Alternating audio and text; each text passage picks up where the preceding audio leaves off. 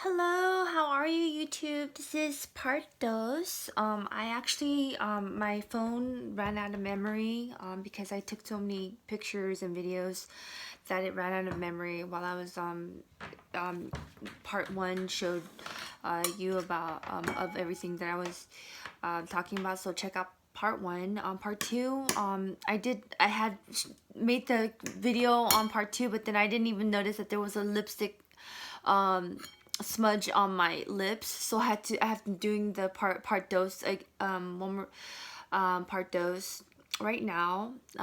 If you didn't check out my first part one video, I was doing mukbang on fried chicken. This I'm almost finished with it, as you can see. Sometimes I start craving fried chicken. um on my part one video, I did my makeup natural. I did a little bit of put a little bit of sky blue on the bottom because it was too natural for me.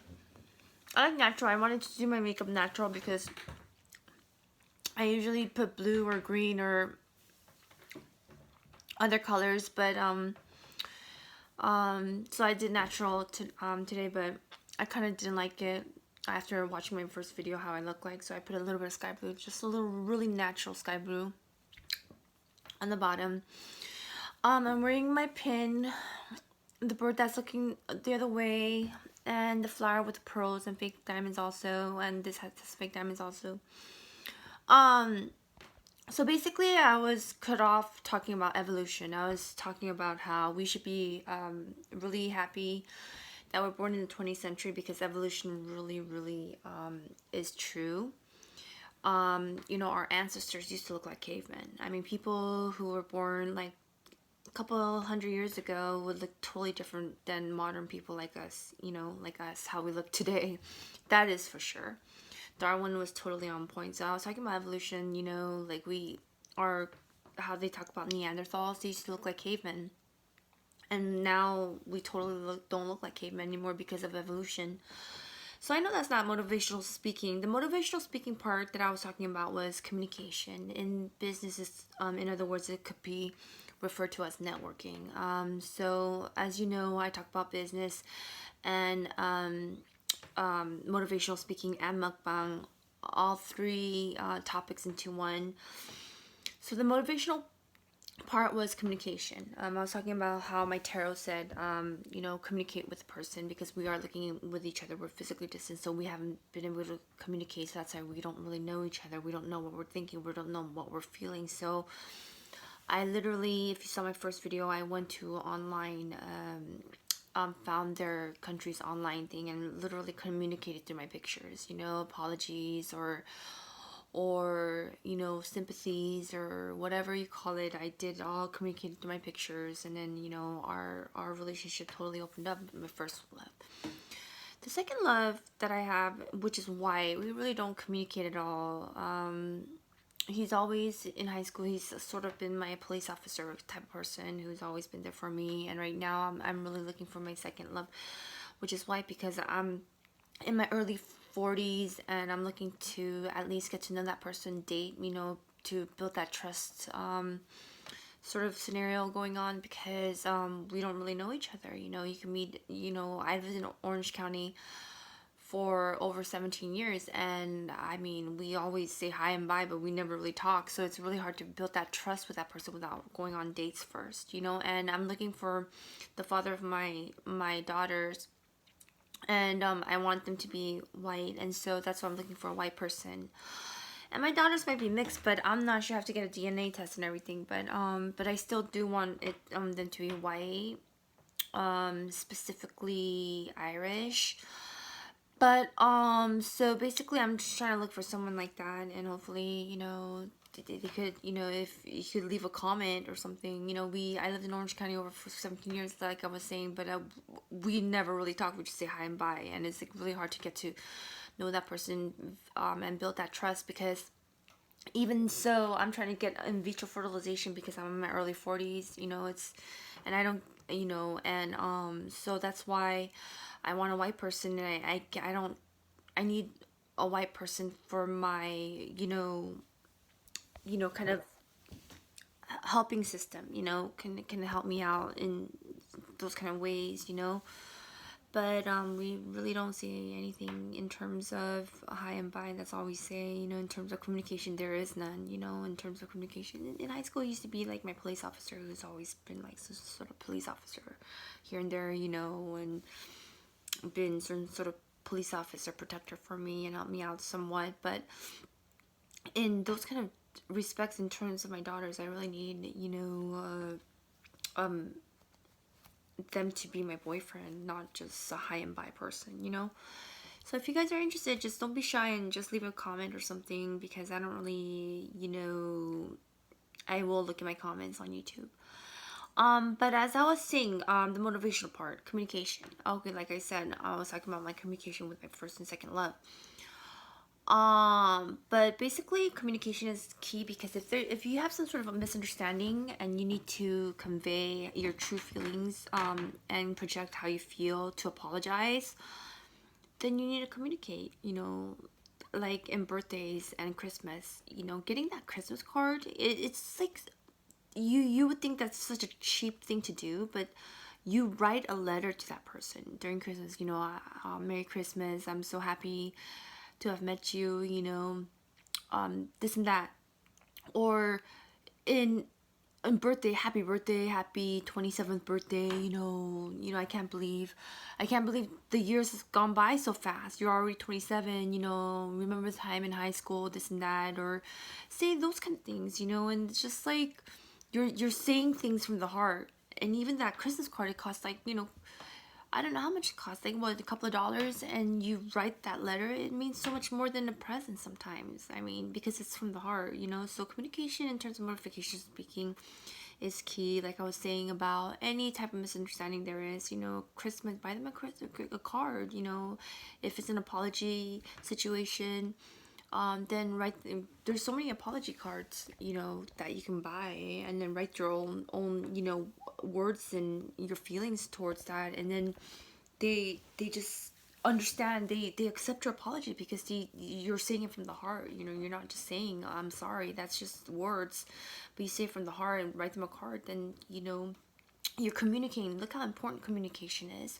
So in business, communication, in other words, is called networking. And like I was saying, you could upgrade your POS to have a email. It's free for that customer. Sometimes getting that text message, you know, you have to get their permission, because let's say a company keeps on texting them and they don't have free text messages. They can't afford free text messages per month, and so they get, you know, $1, $2 text messages free because you text message them without their permission, you know.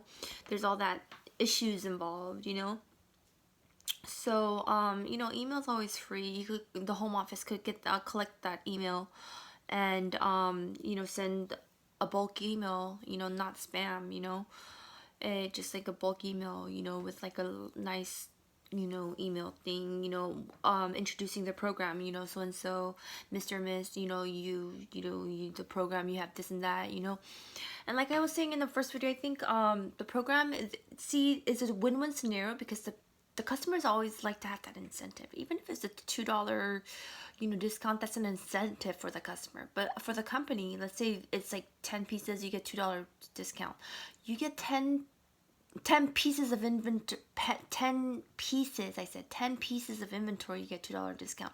You get sold 10 pieces of inventory, you get that much increased production, okay? Pieces.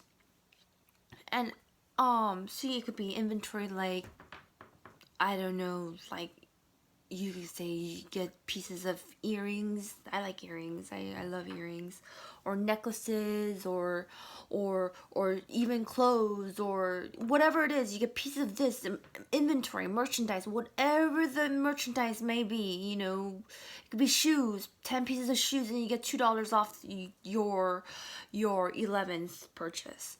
That's a program right there. You know, you get pieces of earrings. You get pieces. I love earrings. You know, and you get $2 off. I mean, that's a $2 incentive for that customer. Who doesn't want $2 off? And then you get 10 pieces of an inventory merchandise for you, for the company, for the home office. You get increased production. So it's a win-win scenario. You could think of it as a $2 loss, but it's not, because you get $10 production. $10 production things. So there's all that incentive program going on, and that program is so essential in building that networking. In other words, communication with that customer, sending that email to that customer is that networking, opening up doors for networking. Let's say another part that I like is venture. What if like I said, any company could go global. It could go nationwide and then it could expand to global. But what if you go global and you do that venture of hiring that country's people to work there? You have that venture of that word to word, hearsay going on. You hire people from that country to work for whatever company you represent, and then that company that they work as an intermediary towards other people, and word of mouth goes a long way.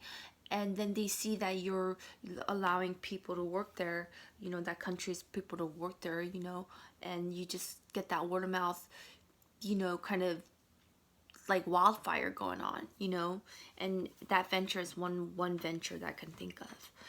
So like I was saying, in terms of motivational speaking, cards, expressions, words from the heart is always a good, way to,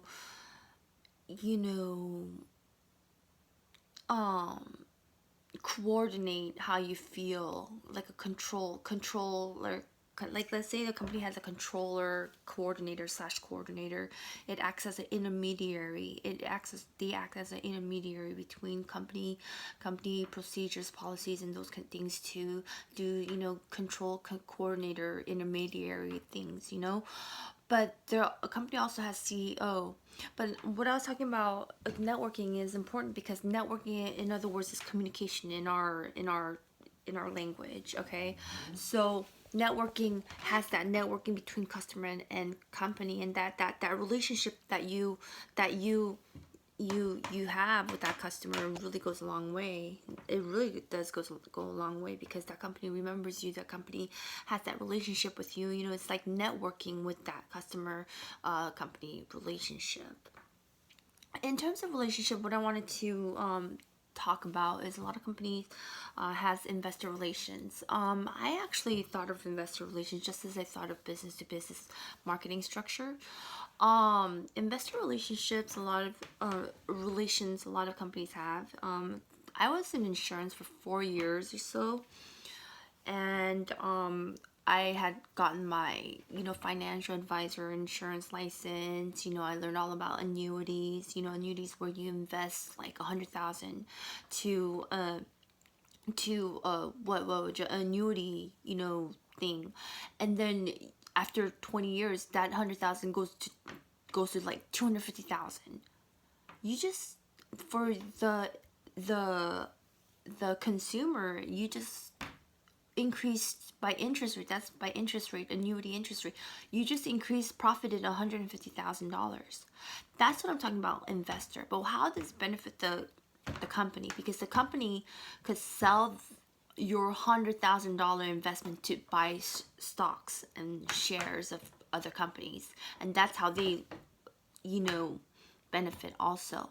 But in terms of life insurance, let's say you pay your premiums, permanent or temporary, and you get $1 million payout. Isn't that so great? Life insurance, so that's what I was talking about. Investments. That's what I think about investments in terms of insurance, because I learned all about insurance, annuities, and life insurance payouts and everything like that. That's an investment that consumers choose to make. But in terms of investor relationship, I think there's a lot of risks involved, because investor relations, see, there's that interest payment that you have to pay back to investors, unless it's really necessary, unless it's vital to make that investor relationship. I don't think that it's really necessary, because it just costs the company a lot of money through interest rate they have to pay back to the investors.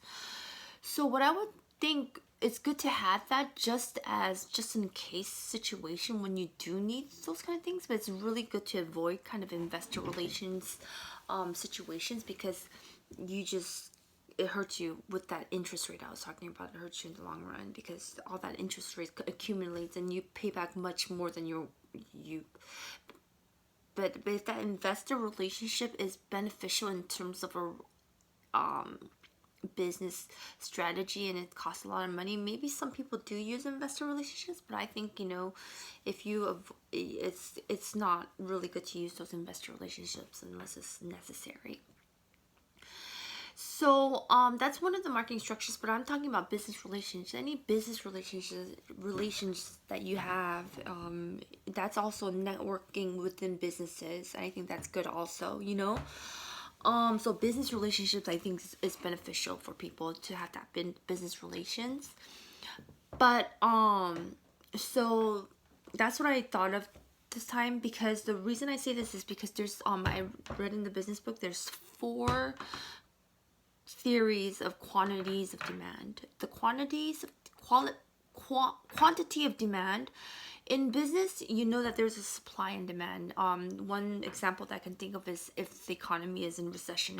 Recession is when the economy isn't doing good, and then there's a lot of inflation. The cost of the dollar decreases because the economy isn't doing good. It's not worth as much as if the economy was doing good. And so basically, the demand, in terms of recession in an economy, the supply cost increases because the economy isn't doing good, so it's not worthwhile, and the demand decreases. You want the demand to be high, increased in a good high point. The demand, if the demand is increased because the economy is not doing good, so that's why households are not making as much money as they normally would, so they don't have money to buy, so the demand is low, and then the supply is increased because the economy isn't doing good, so they have to increase the prices on supplies. So there's no win-win situation in that. You want to avoid economic recessions for supply and demand. Supply and demand is a very important concept to know. But in terms of quantity of demand, there's 4 theories. First of all, it has to do with wealth. If the person's wealthy, the more consumer is wealthy, the quantity of demand increases. You always want to have that high, good, increased amount of quantity of demand. Like in supply and demand, you know what demand is, right? Demand of an asset. Asset is like the asset, stocks and bonds that companies have, okay? But the quantity of demand, nonetheless, is a theory based on you need, the more wealthy a person is, the positive the quantity of demand is. The second is the more expected rate of return. There's that rate of return concept, like I talked about earlier. The more expected rate of return there is, the more positively correlated the quantity of demand is. Okay, so there's more increased quantity of demand if there's more expected rate of returns. The more risk, if there's a risk in an asset, a risk in a merchandise inventory risk involved in purchasing an asset, the less it's going to be negatively correlated into lower quantity of demand if there's a higher risk. Okay, so there's always that risk factor you have to do. Let's say you're a middle income person and you want to buy a expensive car like a Ferrari or a Lamborghini or a Rolls Royce or whatever it is, right? And I'm not trying to solicit them, but I'm just saying one of those expensive cars that cost like $300,000 to purchase, and you're a middle income person. Is that a high risk or a low risk? That is a high risk for that middle income person because you worked hard just to get that money to purchase that Ferrari, Lamborghini, or Rolls Royce, and then all the work that you did for 30 years is gone out the window, okay? Just so you could have that car because you're a middle income person. Your family is you don't have money to buy food for your family because of that, you know, just for your, you want to buy a nice car because you're middle income. But that's why that's a risk right there. That's a high risk for middle income persons. Yes, you can afford like those expensive cars, but no, it's a risk for you because you've always been a middle income person. Now, if you're a high income person, a wealthy, you know, multimillionaire, and you want to buy those $300,000 cars, like I've specified, I mean, you know, said, what, you know, did I specify? What would that be a high risk or low risk? That would be a low risk because you're a multimillionaire, so that would be a low risk. So the higher the risk there is, the less quantity of demand there is. So the fourth theory is liquidity. If that asset could easily be turned into cash, okay, like, I don't know, money, for instance, is liquid, you know. So the more liquidity an asset is, the higher the quantity there is, okay. So that's why I introduced the POS system, getting their email, and that's one marketing strategy that I introduced. That is cost effective. All you have to do is upgrade your POS system. Like if you sell, you know, a lot of inventory that require inventory. There's a lot of companies that sell inventory. Upgrades are important. Upgrades, you know, doing new models and upgrades are you know, essential because it keeps the company going. It keeps the company modern. It keeps the company, you know, technology wise, you know, superior kind of thing. But so yeah, I introduced a marketing strategy. You could just upgrade your POS system and get their email and get that networking going on with between business companies and customer, and get that program introduced, you know, because they like, customers like incentives and companies likes production, and it's a win-win scenario. But incentives are always good, you know. Incentives are always you know, good way to, you know, engage that customer. It's always good. See, you could say, hello, how are you, how is your day, and that you engage that customer just by saying hello, how are you, because you engage that person. You build, you know, just you engage them, right? But having that incentive, giving that customer incentives, is another way to engage them in your program, via program, you know. So it's really good to know those kind of things. I hope you guys enjoyed this video. Like I said, if you are Irish, white, don't be shy. I lived in Orange County over 17 years, and I'm trying to get an in vitro fertilization baby, and I need someone to be there for me because I don't really trust anybody. And if you, don't be shy, just leave a comment, and because I need to be able to trust the Irish second love that I have. But because I need to get a daughter, and I don't really have a lot of time because I'm older, and you know, I'm in my early 40s, and so I don't really have a lot of time to do, you know, in vitro fertilization. So if you guys like my videos, and if you want to provide assistance for my in vitro fertilization ventures, then please subscribe, and you will be notified and of, you know, new videos. And please hit the like button, because you will also be able to let other people venture into my videos. And I hope you guys have an awesome and amazing day. You guys take care of yourself. I had to do this video over the part dose because there was lipstick smudge on my lips, and it was really embarrassing. But I hope you guys had an awesome and amazing day. Take care of yourselves. You know that you guys are, like in my previous video, I told you that you guys are all worth it. You know, no matter if you're cute, pretty, or beautiful, you guys are all worth it. You guys have worth in you because you guys either, you know, you guys all are cute, pretty, or beautiful. And I also wanted to show my dress one more time. Pretty rose floral designs. I like this.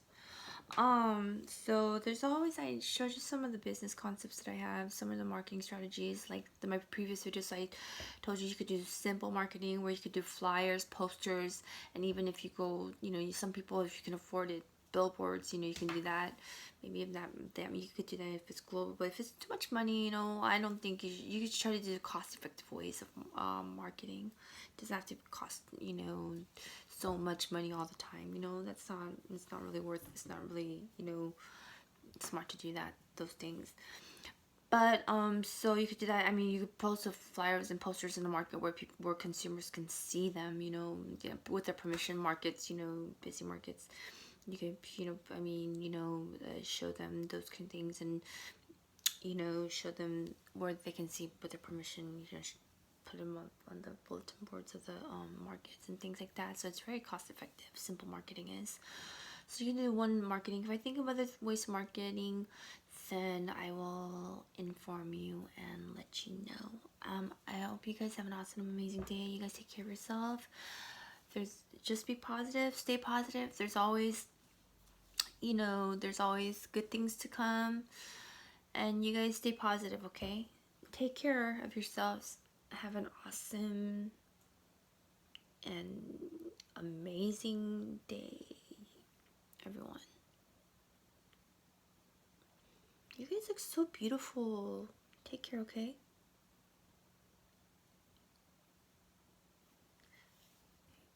I'm a little overweight right now.